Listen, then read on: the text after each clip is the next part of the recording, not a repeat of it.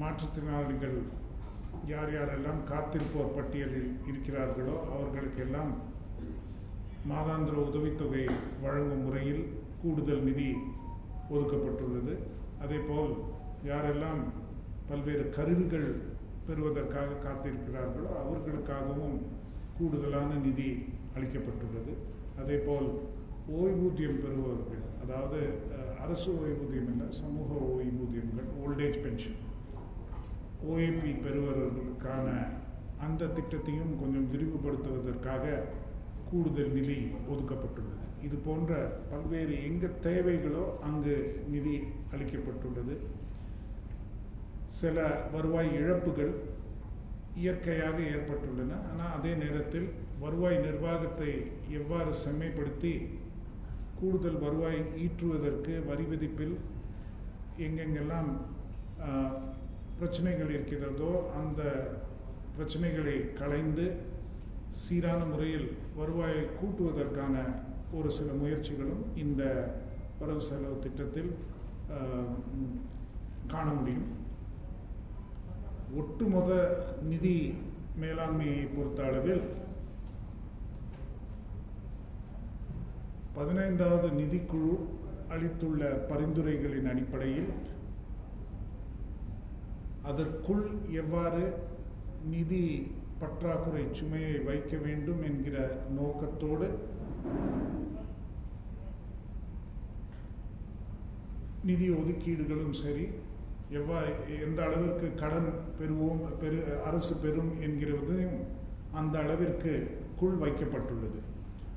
ஆனாலும் மாண்புமிகு நிதியமைச்சர் அவர்கள் அந்த நிதிநிலை அறிக்கையிலேயே கூறினவாறு இது ஒரு தற்காலிக ஒரு நிலை, மேற்கொண்டு கடன் பளுவை குறைப்பதற்கும் கடன் பெறும் நிலையை மாற்றி அமைப்பதற்கும் பல்வேறு நடவடிக்கைகள் எடுக்கப்படும் என்று தெரிவிக்கப்பட்டுள்ளது நிதிநிலை அறிக்கையில். முக்கியமாக பெறப்படும் கடன்கள் அனைத்தும் மூலதன செலவுகளுக்காக தான் செலவிட வேண்டும் என்கிற ஒரு கருத்து வெளியாகிறது. வருவாய் உபரி ஏற்படுத்தி மூலதன செலவினங்களுக்காக கூடுதல் நிதி ஒதுக்க வேண்டும் என்பதுதான் அரசின் நோக்கம். இந்த ஆண்டு அந்த நோக்கத்தை முழுமையாக செயல்படுத்த முடியாவிட்டாலும் இதுதான் இனி வரும் காலங்களில் இருக்கக்கூடிய நோக்கம். பல்வேறு சீர்திருத்தங்கள் மேற்கொண்டு எடுக்கப்படும் என்பதை இந்த வரவு செலவு திட்டம் தெளிவாக தெரிவிக்கிறது. அதுவும் முக்கியமாக பார்த்தால் இது ஒரு 6 மாதங்களுக்கான ஒரு வரவு செலவு திட்டம் என்றுதான் நாம் கணக்கிட வேண்டும். ஏற்கனவே கூறியவாறு இது கொரோனா காலம். மிக அதிக அளவில் செலவினத்தை குறைத்தாலோ அல்லது மிக அதிக அளவில் வருவாயை உடனடியாக அதிகரித்தாலோ அதனால் பொருளாதாரத்துக்கு பாதிப்பு ஏற்படக்கூடும் என்கிற ஒரு கருத்தில் மிகவும் ஒரு துல்லியமாக ஆராய்ந்து எதை செய்ய இயலும், எதை எவ்வாறு செய்ய வேண்டும், எந்த திட்டத்தை எவ்வாறு அறிவிக்க வேண்டும் என்கிற அடிப்படையில் மிகவும் ஆராய்ந்து எடுக்கப்பட்ட முடிவுகள் இந்த வரவு செலவு திட்டத்தில் இடம்பெறுகின்றன.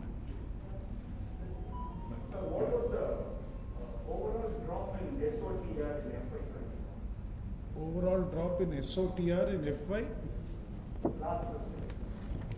The last fiscal, if you look at it, in 1920, SOTR was 1,07,462 crore. We expected that in RE we will get about 1,09,968. We will most probably be fallen short of that. It is about 1,06,152 as per the preliminary accounts. So it is a drop over accounts of 1920 in terms of SOTR. So capital outlay has been revised in the revised budget. How do you think? Is there any specific reason for that? Because you hinted that capex will be given priority. You see, I mean, the government, I think there are a number of reasons for that. I think it has been spelt out in the speech quite clearly. The Honorable Finance Minister has indicated that there were heads where there was a perception that very high provisions had been made in a hurried manner, and schemes may not be effectively implemented. So we have to analyze schemes on a cost-benefit basis and make sure that provisions are made for schemes which are genuinely beneficial.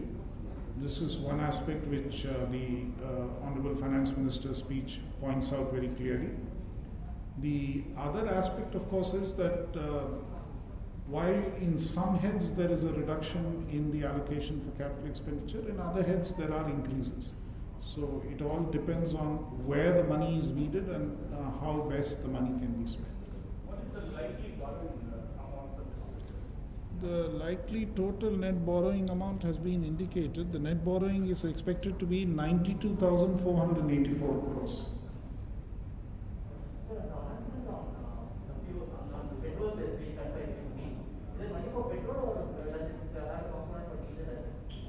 I think the speech clearly says petrol. It says petrol, yes. It doesn't, I mean, I didn't read anything that said diesel. And also, when the departments are allocation has been changed, like, is there drops in certain departments and have you reallocated some amount for other departments? Any major ones?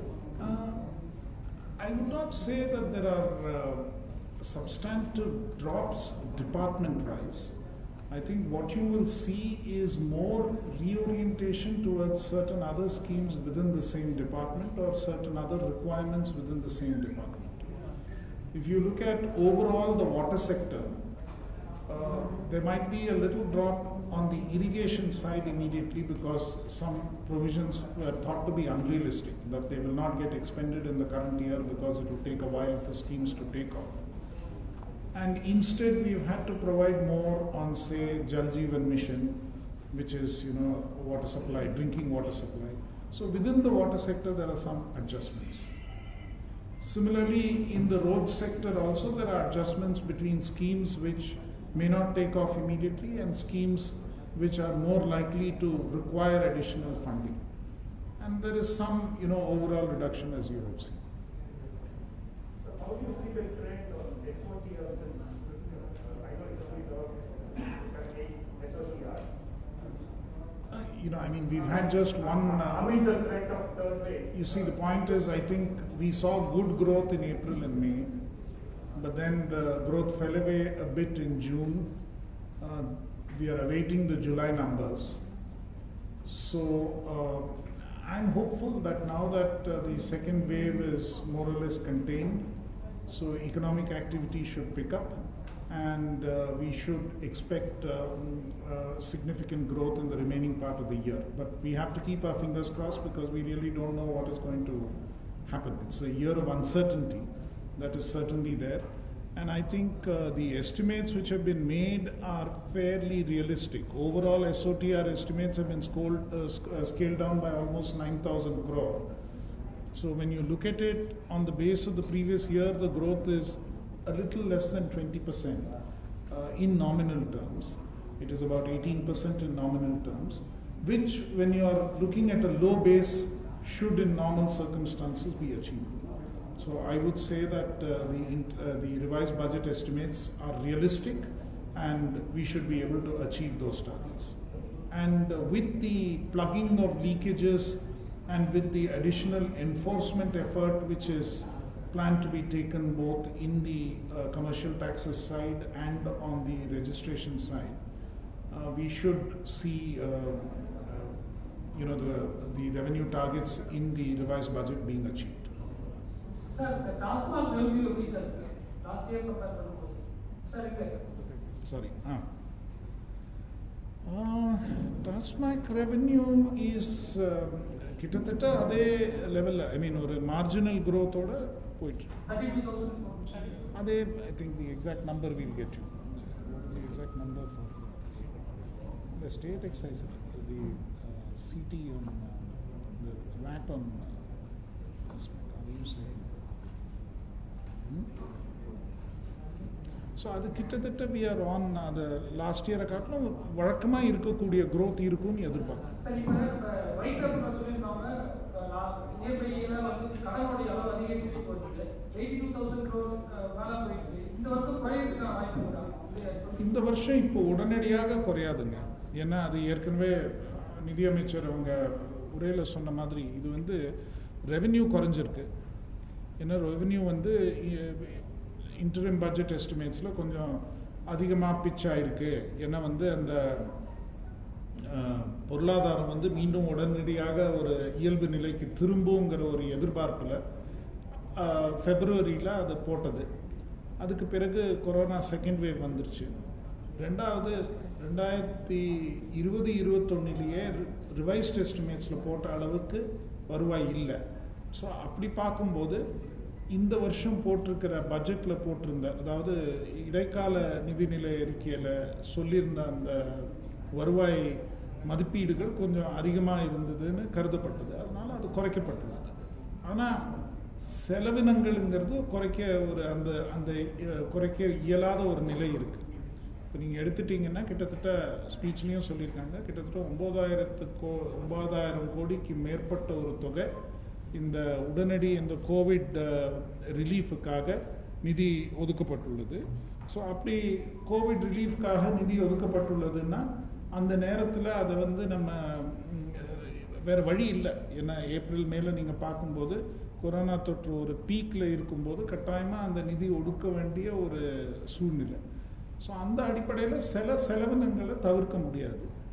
So அந்த அடிப்படையில் நீங்கள் பார்த்தீங்கன்னா overall செலவினங்கள் வந்து கொஞ்சம் அதிகமாக தான் போயிருக்கு, குறையலை. சில காரணங்களுக்காக சில இனங்கள் குறைஞ்சிருக்கு, ஆனால் சில இனங்கள் அதிகரிச்சிருக்கு. ஸோ ஒட்டுமொத்தமாக பார்க்கும்போது இடைக்கால பட்ஜெட்டில் வந்து 2,60,000 கோடி 2,60,409 கோடி செலவினம் இருக்கும்னு எதிர்பார்த்தோம். இப்போ மெயின் பட்ஜெட் பார்க்கும்போது அதை காட்டிலும் ஒரு 800 கோடி ஜாஸ்தி வருது. 2,61,188 கோடி கூடுதலாக அதுதான் மொத்த செலவினம். ஸோ சில தலைப்பில் குறைஞ்சிருந்தாலும் சில தலைப்புகளை அதிகரிச்சிருக்கு. வருவாய் ஒட்டுமொத்தமாக குறைஞ்சிருக்கு. அந்த சூழ்நிலையில் கடன் தானே பெற்றாக வேண்டும், வேறு வழி இல்லை. இது வந்து அது அந்த ஒரு இக்கட்டான ஆண்டு. இந்த ஆண்டு பிரச்சனைகளே வேறு விதமான பிரச்சனைகள். அதனால் இந்த ஆண்டு கொஞ்சம் உடனடியாக அதுவும் சொல்லியிருக்காரு மாண்புமிகு நிதித்துறை அமைச்சர். அதாவது உடனடியாக எக்ஸ்பெண்டிச்சர் கம்ப்ரெஷன் இந்த ஆண்டு செய்ய முடியாதுங்கிற ஒரு கருத்தையும் வெளிப்படையாக சொல்லியிருக்காரு. Yes please. வருவாய் பற்றாக்குறை ஏற்படுத்திருக்கீங்க, அதே நேரம் செலவு கூடியிருந்தோம். அப்போ இப்போ 4,000 ரூபாய் டிஸ்ட்ரிபியூட் பண்ணோம், இந்த மாதிரி திட்டங்கள் வந்து ஏற்படுத்திருக்காரு. இந்த 3 மாதத்துல எவ்வளவு எக்ஸ்ட்ரா கடன் வாங்கி கடன் வந்து நேரலாம் இருக்கிறோம் அப்படின்னு சொல்லுவோம். இந்த 3 மாதத்துல எவ்வளவு கடன் வாங்கி கிட்டத்தட்ட 40,000 கோடி கடன். 40,000 கோடி 3 மாதம். பெட்ரோல் 3 ரூபாய் குறைக்கிறதா சொல்லுங்க. எப்போ வந்து மக்களோட நடைமுறைக்கு செலவில் வரும்? ஏன் டீசலில் குறைக்காம பெட்ரோல் மட்டும் குறைக்கிறது ஏதாவது முக்கிய காரணம்? அதாவது 2 விஷயங்க. பெட்ரோல் வந்து இன்னைக்கு மிட் நைட், அதாவது நாளைக்கு 14ஆம் தேதியிலேருந்து வர மாதிரி திட்டம். அதுதான் இந்த அரசு பதவியேற்று 100 நாள்ங்கிற அடிப்படையில். அது போக இப்போ பெட்ரோல் வந்து நீங்கள் பேட்டர்ன் ஆஃப் கன்சம்ஷன் பார்த்தீங்கன்னா அந்த ஸ்பீச்சில் சொன்ன மாதிரி 2,63,00,000 டூ வீலர்ஸ் இருக்குது. அதெல்லாம் mostly working class, poor people, middle class அவங்க கன்சியூம் பண்ணுற ஒரு ஃபியூல். டீசலோட தன்மை இப்போ மாறிப்போச்சு. முன்னால் வந்து அது டீசலோடைய கன்சம்ஷன் வந்து பஸ்ஸுக்காக பயன்படுத்துகிறாங்க, அதில் தான் பப்ளிக் ட்ராவல் பண்ணுறாங்கங்கிற ஒரு நிலை இருந்தது. இந்த ஆண்டு எனிவே கோவிட் காரணத்தினால பஸ் டிரான்ஸ்போர்ட் இஸ் டல். அது போக டீசல் இஸ் யூஸ்ட் இன்க்ரீஸிங்காக டீசல் கன்சம்ஷன் வந்து லக்ஸரி வெஹிக்கிள்ஸ் நிறைய யூஸ் பண்ணுறாங்க. அதனால் அதுக்கு ஒரு சலுகை கொடுக்க இந்த நேரத்தில் தேவை இல்லை என்று அரசுக்கு இருக்கு.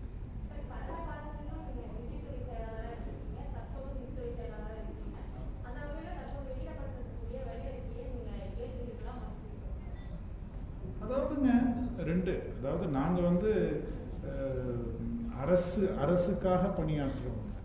அதனால அரசு எப்போவுமே ஒரு நிரந்தரமான ஒரு அமைப்பு. அதனால அரசுங்கிற அளவில் ஸ்டேட்ங்கிற முறையில் நாங்கள் கவர்மெண்ட்டுக்காக இருக்கிறவங்க. எந்த ஒரு இது வந்து நம்ம ஜனநாயகத்தினுடைய ஒரு மரபு.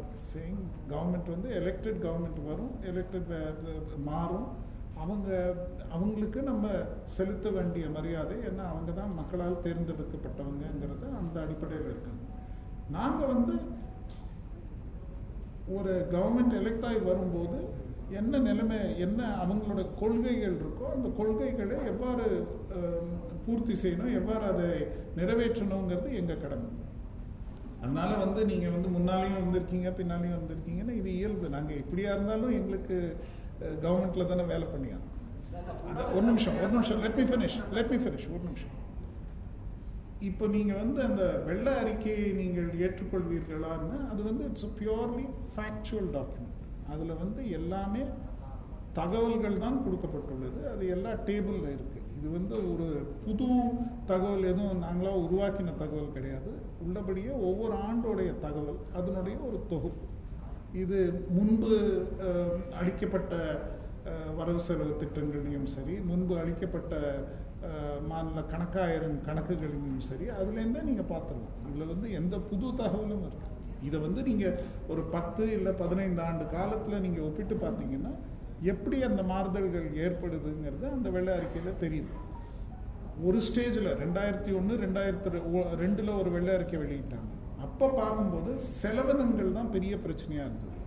இப்போ பார்க்கும்போது வருவாய் ஒரு பெரிய பிரச்சனையாக இருக்குது. அதனால் இப்போ நீங்கள் ஒரு இட்ஸ் பியூர்லி ஒரு எக்கனாமிக் அனாலிசிஸ், அந்த டேட்டாவை வச்சு ஒரு அனாலிசிஸ். இதில் வந்து ஒரு கட்சியோ இதுவோங்கிற அடிப்படையில் இந்த அரசு அந்த அரசுங்கிற இஷ்யூவில் நீங்கள் டேட்டாவை வச்சு பார்த்தீங்கன்னா டேட்டா என்ன சொல்லுதுங்கிறது தான் வெள்ளை அறிக்கையில் இருக்குது. அதனால அது முழுமையாக இட்ஸ் அ கவர்மெண்ட் டாக்குமெண்ட். அதுக்கு நாங்களும் பொறுப்பு. ஒரு நிமிஷம்.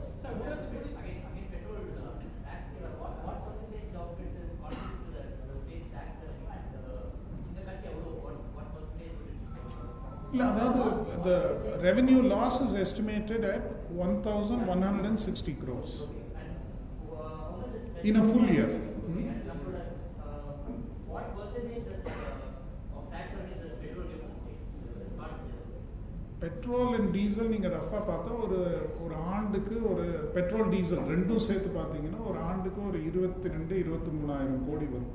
ரஃப்லி 1%. How will it be offset, sir, in the 1,160? Do you have plan to offset this loss? Is there a way to offset this revenue loss? Maybe we will offset it in due course. data centric government. One minute, I'll take his question.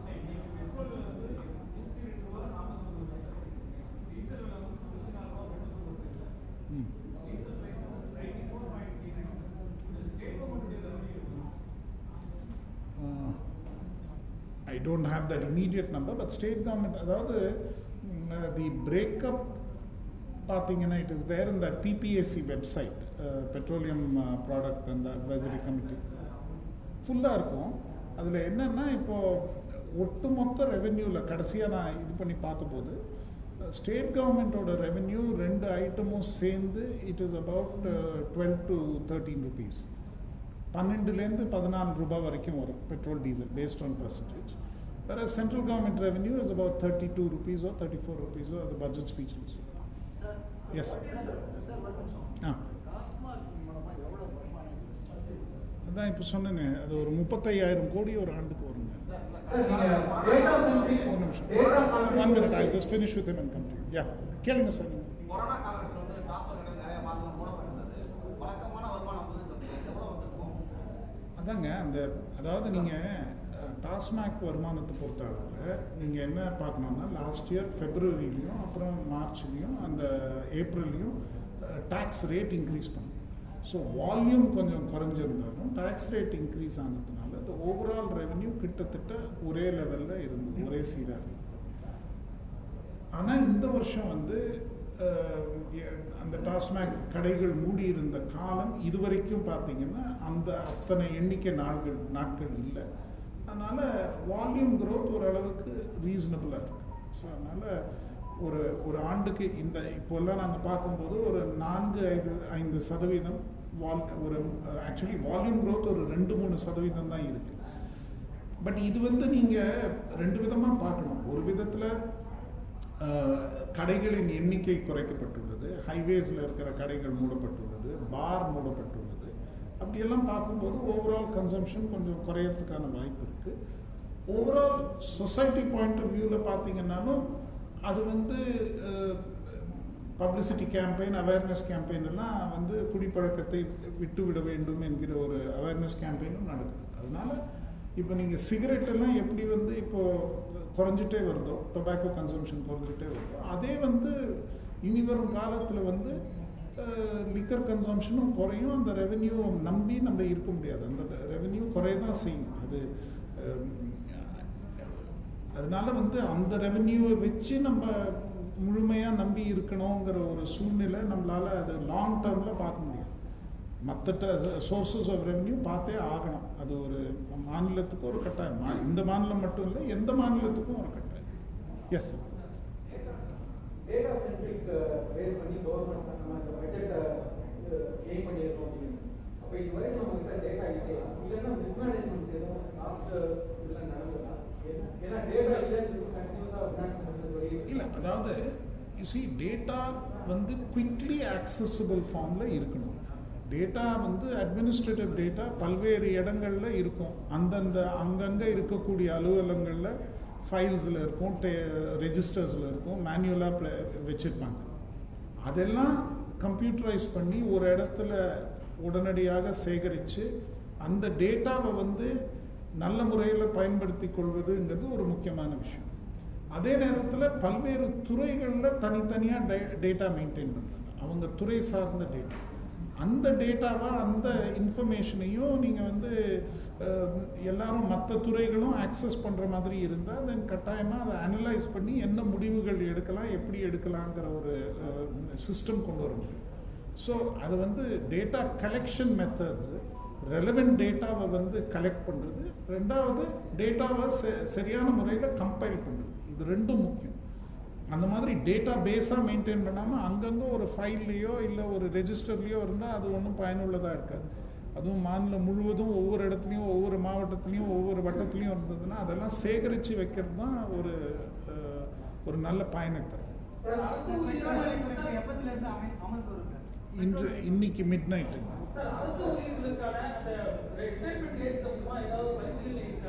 அதே போல 60 எழுதிருக்காங்க, அது வந்து திருப்பி 58 இல்லை 33 years அப்படின்னு ஒரு tax போயிட்டு இருக்கு. அது பார்த்தீங்கன்னா டிஏ இந்த வருஷம் அரசு இருக்கா 1/4/2022 சொல்லியிருக்கீங்க, இந்த வருஷத்துக்கு இருக்கா?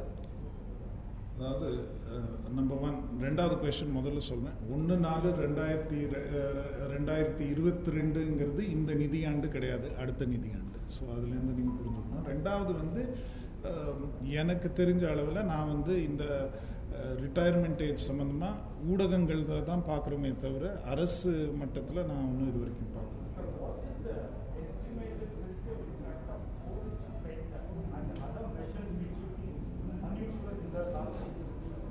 Estimated of COVID spend and other things like that. See, COVID spend this year already is about, our figures show it has already reached about 17,000 crores in all the items put together. This year, totally, including the relief packages and everything else, the additional expenditure, all forms.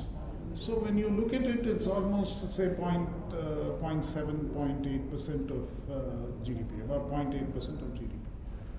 Then there is also the revenue impact, which is more difficult to measure, but which has to be considered. ஒரு நிமிஷம்.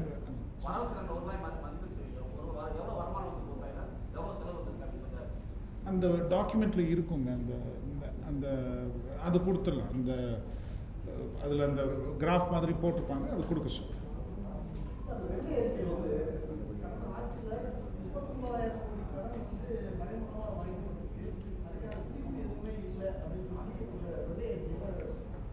அப்படி குறிப்பு எதுவும் இல்லைன்னு சொல்லலைங்க. அதாவது என்ன சொல்லியிருக்குன்னா, இப்போ வந்து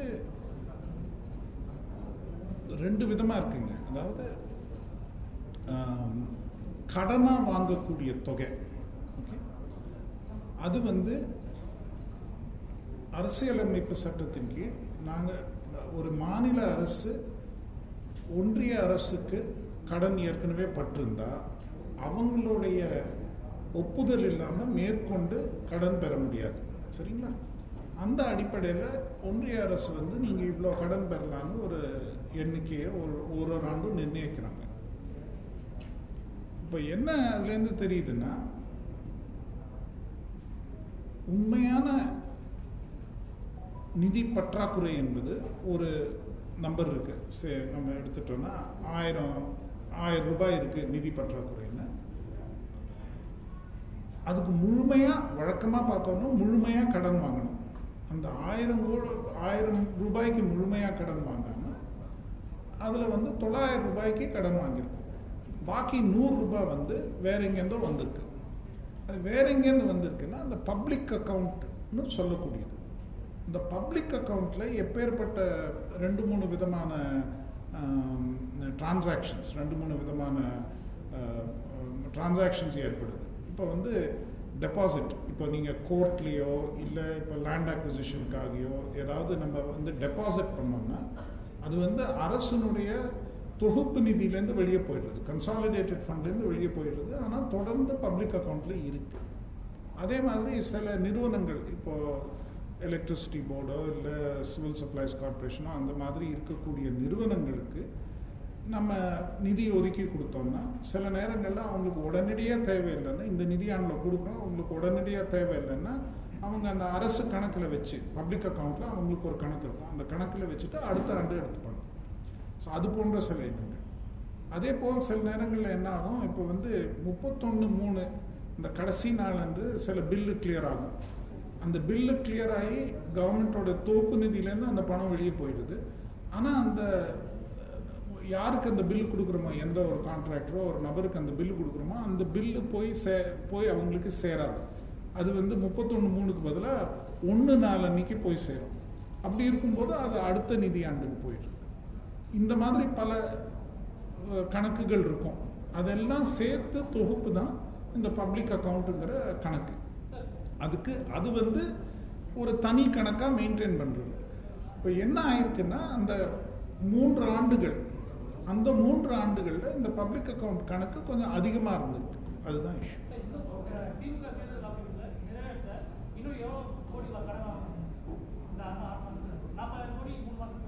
ஆமாம், அதான் அந்த நம்பர் இருக்குங்களே. இல்லை, அதாவது இப்போ நீங்கள் கேள்வி இதுக்காக வாக்குறுதிகளை நிறைவேற்றுறதுக்காக நீங்கள் கடன் வாங்குறீங்கன்னு சொல்ல முடியாது. ஒட்டுமொத்த அரசாங்க செலவுக்காக அந்த பட்ஜெட்டில் இருக்கக்கூடிய ஒட்டுமொத்த பற்றாக்குறைக்காக செலவு வாங்குறோமே தவிர ஒரு வாக்குறுதியை நிறைவேற்றுறதுக்கோ இல்லை அதை பண்ணுறதுக்கோ அப்படி சொன்னால் அது சரியாக வராது. ஏன்னா ஒட்டுமொத்த செலவினம் இருக்குது. வெவ்வேறு மற்ற அந்த வாக்குறுதியை நிறைவேற்றாலும் அந்த வாக்குறுதி இல்லாமையுமே பல்வேறு செலவினங்கள் இருக்குது. அதனால் அது அந்த ஒரு கருத்து சரியான கருத்தாக இருக்காது. அதான் எஸ்டிமேஷன் வந்து 92,000 கோடி. அதான் ஏற்கனவே சொன்னேன்ல, யாரோ வேற 92,484 கோடி.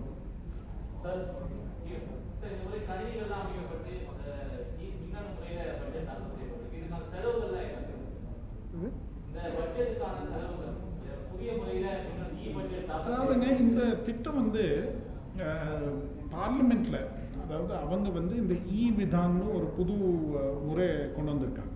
எல்லா அசம்பிளி,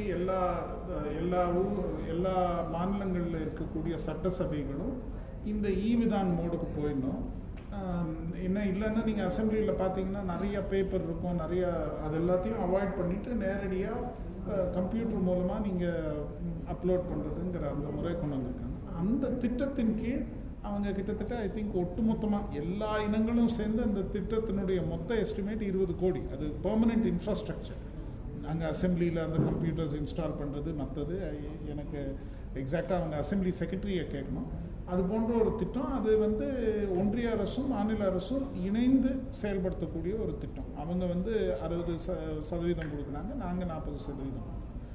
அந்த முறையை பயன்படுத்தி, ஏன்னா அது கொஞ்ச நாளாக அது செயல்படுத்தாமல் இருந்தது.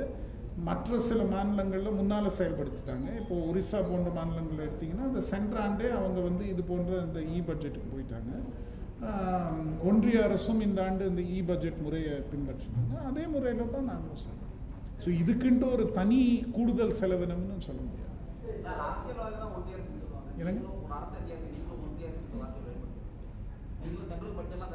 அதாவது நீங்கள் அரசியலமைப்பு சட்டத்தில் பார்க்கணும். It says union government, it says union list, it says union of states. So I am using a constitutional term. இல்லையே, நீங்கள் யூனியன் ஃபைனான்ஸ் மினிஸ்டர்னு தான் சொல்கிறது. நான் யூனியன் ஃபைனான்ஸ் மினிஸ்ட்ரியில் வேலை பண்ணியிருக்கேன். ஸோ அதனால் இட்ஸ்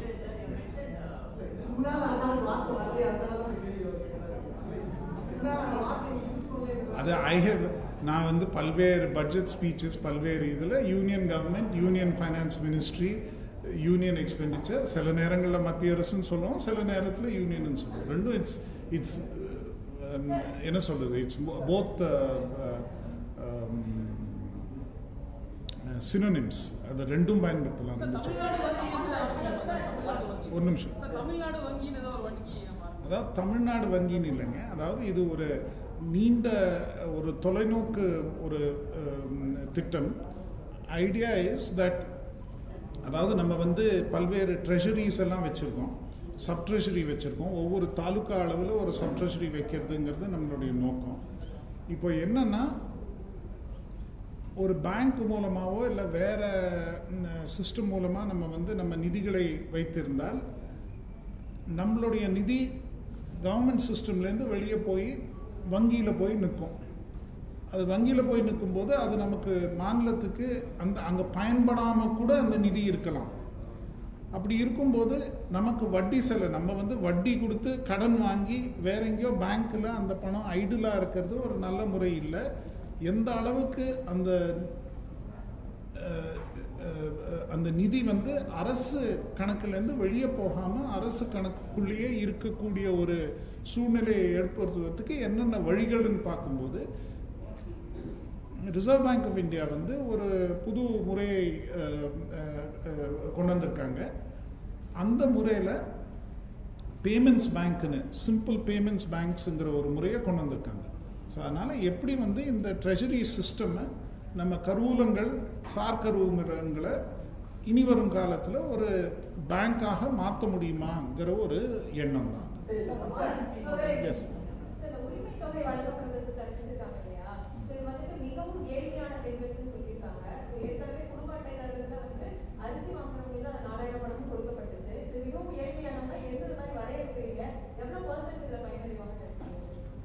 அதாவதுங்க, இப்போ அந்த எவ்வளோ பர்சன்டேஜ் பயன்பெறுவாங்கன்னு இப்போ உடனடியாக சொல்ல முடியாது. அது ஏற்கனவே ஸ்பீச்சில் சொல்லியிருக்கிற மாதிரி அந்த நிதிநிலை அறிக்கையில் தெளிவாக நிதி அமைச்சர் அவர்கள் சொல்லியிருக்காங்க. அதாவது இந்த 4000 ரூபாய் வந்து எல்லா அரிசி அட்டைதாரர்களுக்கும் வழங்கப்பட்டது. ஏறத்தாழ தமிழ்நாட்டில் ஒரு 2,10,00,000 அரிசி அட்டைகள் இருக்கு. ஒரு சில மாதங்களுக்கு முன்பு அரிசி, அதாவது சர்க்கரை அட்டைகளை அரிசி அட்டைகளாக மாற்றுறதுக்கு ஒரு வாய்ப்பு கொடுத்தாங்க. அதையும் சில பேர் மாற்றிட்டாங்க. ஸோ ஒரு 5-6 லட்சம் தான் அரிசி இல்லாத, அதாவது சர்க்கரை அட்டைகளாக இருக்கக்கூடிய அட்டைகளின் எண்ணிக்கை ஒரு 5, 6 இல்லை 7 லட்சம் தான் மொத்தமே. அதனால வந்து அரிசி அட்டைகளுக்கு நீங்கள் கொடுத்தீங்கன்னா பலர்கிட்ட அரிசி அட்டை இருக்குது. இப்போ எடுத்துட்டிங்கன்னா, எனக்கு நான் வந்து இப்போது வேறு இடங்கள்லேருந்து வந்து இங்கே வந்து வாங்கின போது எனக்கு முதல்ல அரிசி அட்டை தான் கொடுத்தாங்க. இப்போது எனக்கெல்லாம் நீங்கள் வந்து இது போன்ற நிதியோ இல்லை இது கொடுத்தீங்கன்னா அது ஒரு நியாயமான ஒரு முறையாக இருக்காது. இதுதான் ஹைகோர்ட்லேயும் ஒரு PIL வந்துச்சு. இந்த மாதிரி எப்படி நீங்கள் வந்து அரசு ஊழியர்கள், சம்பளம் வாங்குறவங்க, பென்ஷனர்ஸ், இவங்களுக்கெல்லாம் ஸ்டெடி இன்கம் இருக்கும்போது நீங்கள் ஏன் 4000 ரூபாய் கொடுத்தீங்கிற ஒரு கேள்வி எழுந்தது. அதனால இந்த ஒரு இதை பற்றி வலைதளங்களில் மற்ற இடங்கள்லையும் பல்வேறு கிரிட்டிசிசம், நிறையா பேர் எக்ஸ்பர்ட்ஸும் சொல்கிறாங்க, நீங்கள் வந்து யார் டிசர்விங் இல்லையோ அவங்களுக்கு நீங்கள் கொடுக்கக்கூடாது, அது கொடுத்தா அது ஒரு சரியான முறையாக இருக்காது. இதெல்லாம் கன்சிடர் பண்ணி தான் பெனிஃபிட்ஸை வந்து எப்படி கரெக்டாக டார்கெட் பண்ணுறதுங்கிற ஒரு தேவை ஏற்படுகிறது. டார்கெட் பண்ணும்போது நம்ம வந்து நீங்கள் உங்கள் வருமானம் என்னன்னு கேட்டால் யாராலையும் கரெக்டாக சொல்ல முடியாது. ஒரு மாதம் ஒரு மாதிரி இருக்கும், இன்னொரு மாதம் மாறும், அவங்களால ஞாபகப்படுத்திட்டு கரெக்டாக சொல்ல முடியாது. ஸோ சில நார்ம்ஸ் இருக்குது, சில க்ரைட்டீரியா. இந்த குறிக்கோள்களை எல்லாம் பார்த்தா அவர்களுடைய பொருளாதார நிலை என்னன்னு தெரிய அளவுக்கு அந்த நார்ம்ஸ் பிரகாரம் அதை வந்து ஒரு எக்ஸ்பர்ட் கமிட்டி போட்டு எக்ஸ்பர்ட்ஸையும் கன்சல்ட் பண்ணி அதை உருவாக்கி அந்த க்ரைட்டீரியாவை நல்ல பப்ளிசிட்டி கொடுத்து எல்லாருக்கும் தெரியற மாதிரி செஞ்சு அதுக்கு பிறகு அந்த எண்ணிக்கையை எடுத்து எத்தனை பேர் இந்த நார்ம்ஸ் பிரகாரம் வராங்களோ அவங்களுக்கு வழங்கப்படும். ஸோ இன்றைக்கி வந்து அது 10% இருக்குமா, 20% இருக்குமா, 50% இருக்குமான்னு சொல்கிறது கஷ்டம். அந்த நார்ம்ஸை வந்து முதல்ல போடணும். அந்த நார்ம்ஸை போட்ட பிறகு நம்ம பார்க்க வேண்டியது. இன்னொன்று நீங்கள் அந்த வறுமை கோடுன்னு முன்னால் இருந்தது. அந்த வறுமை கோடை வந்து இப்போ நம்ம பின்பற்றுறது இல்லை. என்ன கிட்டத்தட்ட 2011-12 அந்த வறுமை கோடை நம்ம கணக்கெடுக்கிறது இல்லை. அந்த காலத்தில் அவங்க வறுமை கோடை போட்டதுக்கு காரணம் இந்த மாதிரி கேலரி கவுண்ட், உங்களுக்கு உணவு வந்து எவ்வளோ கிடைக்கிதுங்கிற ஒரே அடிப்படையில் வறுமை கோடை அந்த காலத்தில் போடப்பட்டது. இப்போ அது ஒரு பொருத்தமான எண்ணிக்கைன்னு யாருமே நிபுணர்கள் அது கருதவில்லை. அதனால் வேற ஒரு மல்டி டைமென்ஷனல் பாவர்ட்டின்னு ஒரு புது இண்டிகேட்டர் வச்சுருக்காங்க. அந்த அடிப்படையில் எத்தனை பேர் வந்து உண்மையிலேயே வறுமையில் வாழ்கிறாங்க, எத்தனை பேருக்கு இது போன்ற ஒரு தேவை இருக்குங்கிறத கணக்கிட்டு அதுக்கு பிறகு செய்யணும். அந்த க்ரைட்டீரியா, அதாவது தெரிஞ்சாலே, ஒருத்தரை பார்த்தாலே தெரியணும் இவங்க வந்து உண்மையிலேயே இதுக்கு டிசர்விங், இவருக்கு கொடுக்க வேண்டிய ஒரு தொகை. நம்ம அது சரியாக கணக்கிட்டு பண்ணலைன்னா, ஒரு வெளிப்படைத்தன்மையாக அது செய்யலைன்னா மற்ற பிரச்சனைகள் வரும். ஏன்னா அவருக்கு கொடுக்கச்சே எங்களுக்கு ஏன் கொடுக்கக்கூடாதுங்கிற ஒரு கேள்வி. அதனால உண்மையிலேயே அந்த கிராமத்துலேயே நீங்கள் போய் பார்த்தீங்கன்னா நியாயமாக கொடுத்துருக்காங்க, இவங்க எல்லாம் தான் அதுக்கு உண்மையிலேயே தகுதியானவங்களுக்கு தான் கொடுத்துருக்காங்க, ஒரு நிலையை ஏற்படுத்தணும்னு அதுதான் நோக்கம். ஒரே நிமிஷம் Yeah. Finance Minister said we don't have the data on income tax payers in the state because it is with the central government. Is there a way that the state can approach the center to ask for the data of income tax payers of the first question? Second question, you have said there is a Samadhan scheme launch that we launched. We are pending use of 28,000 crores under TN VAT and other legislative decisions. Is it who's it pending from, for how long, and is there a time frame for you to? No, you see the details of the scheme.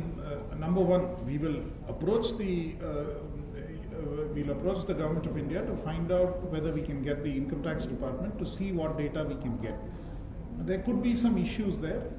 We have in the past approached them. They have indicated that there are privacy issues and other issues. So we'll have to find out how exactly it can be shared. And in any case, now it is all Aadhaar linked, so we should be able to.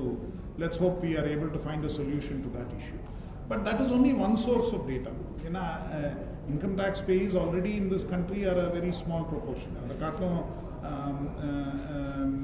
Income tax base இல்லாதவங்களும் ஓரளவுக்கு வசதியானவங்க இருப்பாங்கங்கிற ஒரு possibility இருக்குது. அதனால் we'll have to look at a wider group.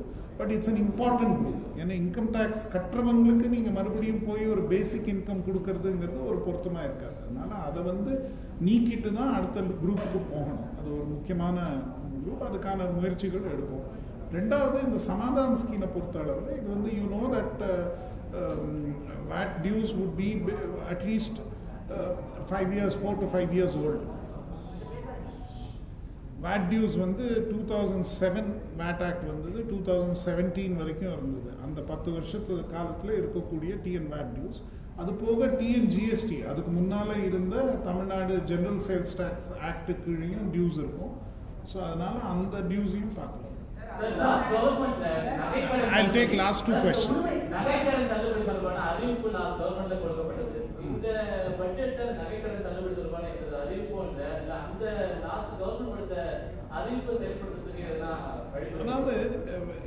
அதாவது ரெண்டு இஷ்யூங்க.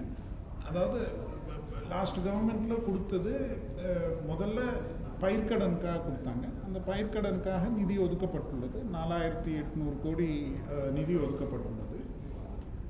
அதுதான் விரிவாக மாண்புமிகு நிதியமைச்சர் அவர்கள் குறிப்பிட்டார்கள். என்னென்ன பிரச்சனைகள் அதில் வருதுங்கிறது தெளிவாக சொல்லப்பட்டிருக்கு.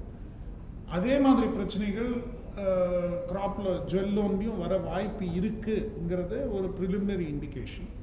அதனால் அதை வந்து அந்த நல்லா விசாரித்து யார் யாருக்கு தகுதி இருக்குது, எப்படி அதை வந்து செயல்படுத்தணுங்கிறதுக்காக சில நடவடிக்கைகள் எடுக்க வேண்டியிருக்கு. அதனால் அது பண்ணப்புறம் தான் அந்த திட்டத்தை செயல்படுத்த முடியும்.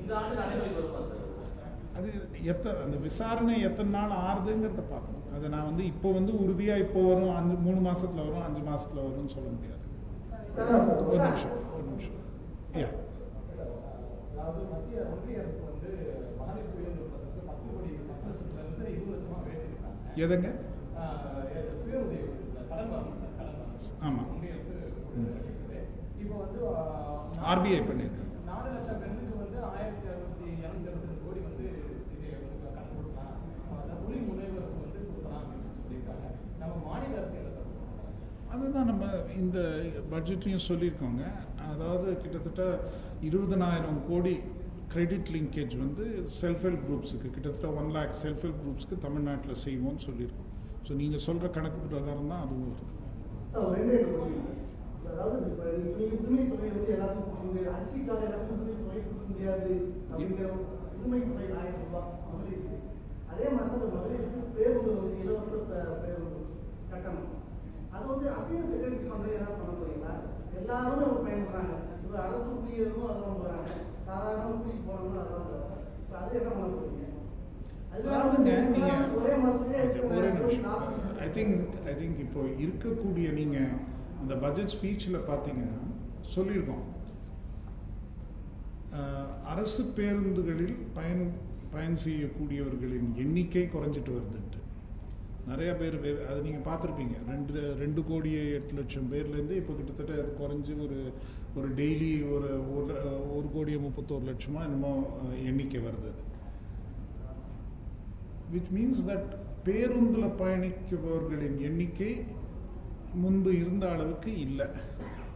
அண்ட் உண்மையிலேயே இன்னைக்கு இருக்கக்கூடிய நிலையில் பேருந்தில் பயன்படி இட்ஸ் அதாவது என்ன சொல்லுவாங்கன்னா செல்ஃப் டார்கெட்டிங்.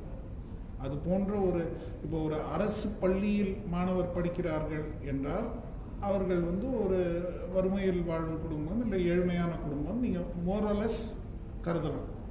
அதே அடிப்படையில் தான். ஏன்னா அதே மாதிரி இப்போ பார்த்தீங்கன்னா 56% ஸ்கூல் பாப்புலேஷன் தான் அரசு பள்ளியில் படிக்கிறாங்க.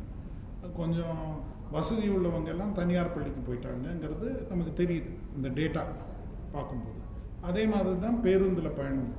நிறையா பேர் வந்து தனியார் வண்டி வாங்கிட்டு இல்லை தனியார் கன்வீனியன்ஸுக்காக வேறு இதில் போகிறாங்க, ஷேர் ஆட்டோவில் போகிறாங்க, இல்லை ஆட்டோவில் போகிறாங்க, வேறு முறையில் 2 வீலரில் போகிறாங்க, அந்த முறைக்கு போயிட்டாங்க. அப்படி இருக்கும்போது உண்மையிலேயே பேருந்தில் பயணம் செய்யக்கூடியவங்க ஒரு பொருளாதார முறையில் கொஞ்சம் அதாவது ஹையர் பொருளாதார அடிப்படை ஹையர் எக்கனாமிக் கிளாஸாக இருக்க மாட்டாங்க. ஓரளவிற்கு பின்தங்கிய பொருளாதார குரூப்பை சேர்ந்தவங்களாக தான் இருப்பாங்கங்கிறது ஒன்று. ரெண்டாவது, அரசனுடைய இன்னொரு முக்கியமான ஒரு குறிக்கோள் என்னென்னா பப்ளிக் டிரான்ஸ்போர்ட்டோட ஷேர் மேலே போகும். அதுக்கு என்ன காரணம்? 2 முக்கியமான காரணம். ஒன்று என்வாயன்மெண்ட், அதாவது தனித்தனியாக ஒவ்வொருத்தரும் வாகனத்தை இயக்கினா அதில் சில பிரச்சனைகள் ஏற்படுது.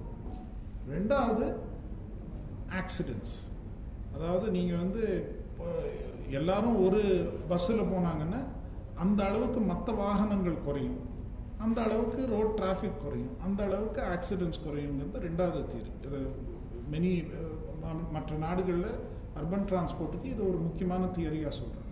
அதனால் இது 2 காரணங்களுக்காக இந்த ஒரு இன்ஃபேக்ட் நீங்கள் அந்த டிரான்ஸ்போர்ட் பேராவை கேர்ஃபுல்லாக படித்து பார்த்தீங்கன்னா அரசு நம்ம என்ன சொல்கிறோம்னா அவங்க வந்து காஸ்ட் எஃபெக்டிவாக எஃபிஷியண்ட்டாக இயக்கணும். அரசு ஒரு கொள்கை முடிவெடுத்து இந்த மாதிரி நீங்கள் வந்து ஃப்ரீயாக போகலாம், இல்லை உங்களுக்கு சப்சிடைஸ்ட் ரேட்டு, இல்லை இந்த கிராமத்துக்கு நீங்கள் பஸ்ஸு விடுங்க ஏன்னா அங்கே இருக்கிற மக்கள் வரணும்னு சொன்னால் அன்எக்கனாமிக்ஸ் ரூட்டுன்னு சொன்னால் அது வந்து ஒரு பப்ளிக் சர்வீஸுங்கிற முறையில், இல்லைன்னா அவங்க தனியார் போக்குவரத்து வசதியில் வரணுங்கிற ஒரு அந்த முறையை மாற்றுறதுக்காக பப்ளிக் டிரான்ஸ்போர்ட் இயக்கம். இது வந்து இந்தியாவில் மட்டும் இல்லை, எல்லா நாடுகள்லையும் பப்ளிக் டிரான்ஸ்போர்ட்டுக்கு ஒரு சப்சிடி கொடுக்கறது வழக்கம். நீங்கள் அமெரிக்காவை எடுத்தாலும் சரி, யூகேல எடுத்தாலும் சரி, யூரோப்பில் எடுத்தாலும் சரி, எல்லா நாடுகள்லையும் பப்ளிக் டிரான்ஸ்போர்ட்டுக்கு எப்போவுமே ஒரு சப்சிடி கொடுப்பாங்க. ஏன்னா இந்த காரணத்துக்காக ஆக்சிடென்ட் குறையும், பொல்யூஷன் குறையும், அதனால பப்ளிக் டிரான்ஸ்போர்ட் பயன்படுத்தும். ஸோ அந்த முறையில் பார்க்கும்போது இட்ஸ் செல்ஃப் டார்கெட்டிங் அண்ட் ஒரு பப்ளிக் குட் அதனால ஏற்படும். I think I'll just take last. Yeah.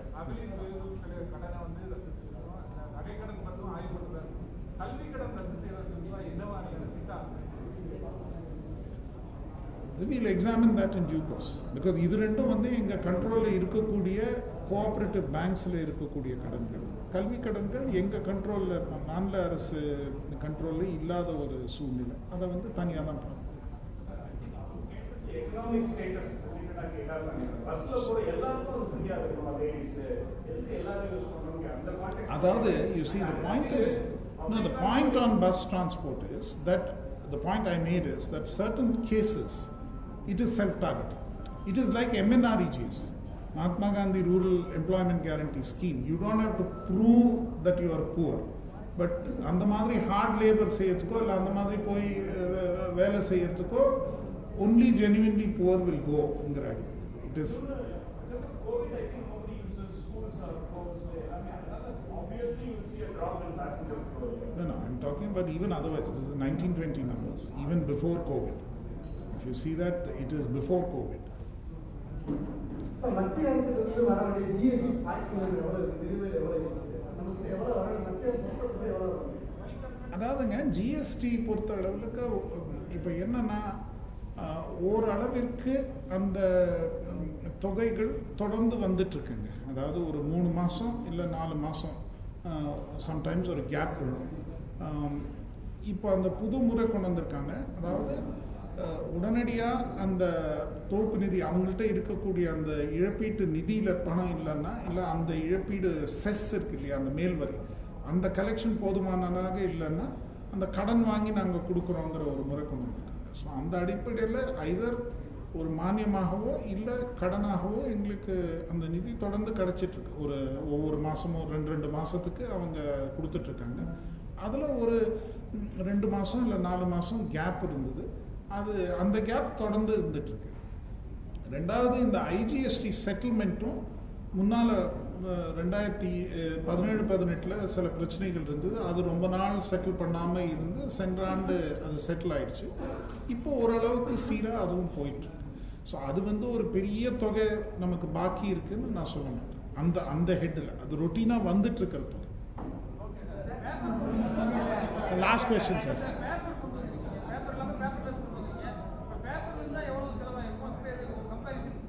அதாவதுங்க அந்த செலவுன்னு நாங்கள் கணக்கெடுக்கலை. பட் நாங்கள் பிரிண்ட் அடித்த காப்பி எண்ணிக்கை பாதிக்கு மேலே குறைச்சிட்டோங்க. அதாவது சென்ற ஆண்டு வந்து இந்த ஃபுல் பட்ஜெட் டாக்குமெண்ட்ஸு, அதாவது கிட்டத்தட்ட ஒரு 8000 பக்கம், எல்லா டாக்குமெண்ட்டும் சேர்த்தா 8000 பக்கம் வருது.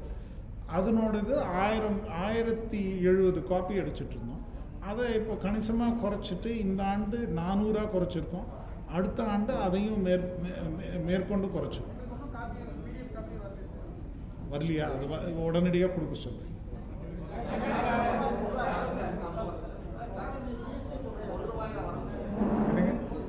₹1 பல்லவி சேவை இந்த கிராஃப் இருக்குது, அதை கொடுத்துருச்சு. அது நீங்கள் இப்போ பார்த்துருங்க. அதை நீங்கள் இமெயில் அட்ரஸ் கொடுத்தீங்கன்னா அனுப்பிச்சி வச்சுங்க. தேங்க்யூ. நன்றி. தேங்க்யூ.